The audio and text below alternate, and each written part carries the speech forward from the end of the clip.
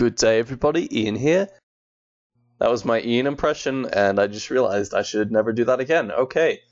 October 29th, 2015, the first Deadman Mode dev blog came out and things have certainly changed. For example, if you were unschooled, you would protect your 2 combat skills and 3 non-combat skills that you selected, but you'd lose half of your other stats. You'd lose half of that XP. That was insane. And now, you only lose 10 compared to what was 28 of your most valuable item stacks in your bank. So death has less penalty now, and I think that definitely helps the longevity of the game. I think we'll see a lot of people coming out this season and continuing to play, perhaps until the very end.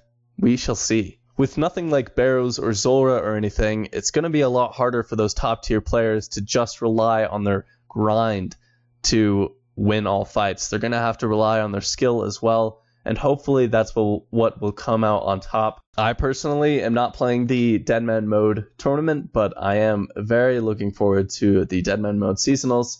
I'm really happy with the steps that Jagex has taken to make Deadman Mode a priority for them. They're taking it a lot more seriously, and their visit with lots of prominent YouTubers and streamers was very, very helpful, I think, for getting feedback about Deadman Mode, and I'm really happy with the steps they've taken. But something completely irrelevant to Deadman Mode casually came up while they were visiting Jagex. Group Ironman Mode may be coming in 2018, and I was speaking to Kieran, and along with Group Ironman Mode, on the debut, the Godsword set from scratch, RuneShark, James, and Simon might be doing it again, officially. So Group Ironman Mode is definitely coming out. There's so much support from the community for it, and even Bodhi confirms the rumors that it's probably happening in early 2018. So it's very, very exciting, and I'm really looking forward to a new way to play the game. It should be really fun. But there's one thing that a few people might get a little upset about. 10 HP Ironman in Group Ironman Mode will have a huge advantage over any other regular 10 HP Ironman that is working individually. And this is because 10 HP Ironmen that are in a group, they are able to basically just take the granite mauls, the dark bows, the dragon claws from the main Ironmen.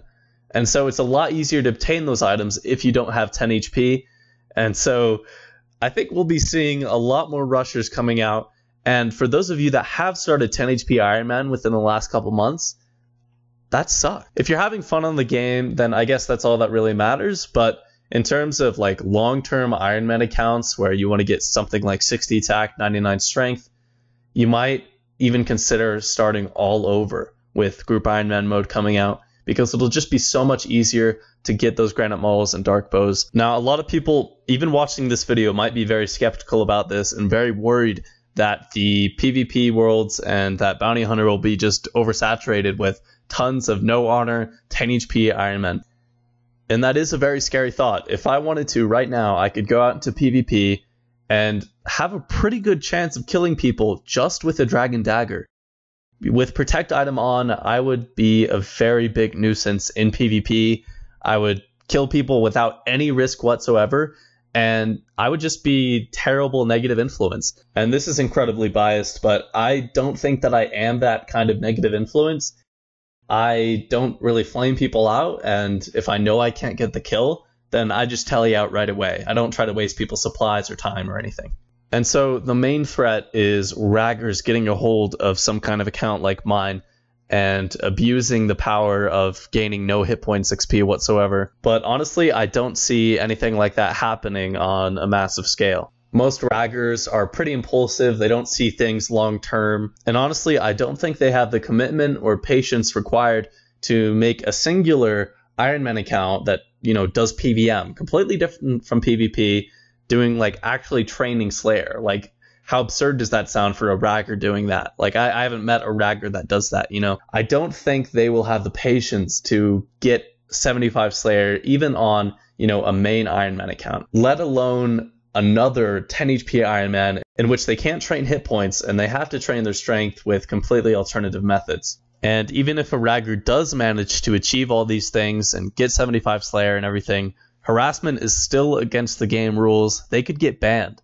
And they're taking that risk. After they've gotten 75 Slayer, they've trained their strength all the way up with 10 hit points with those alternative methods.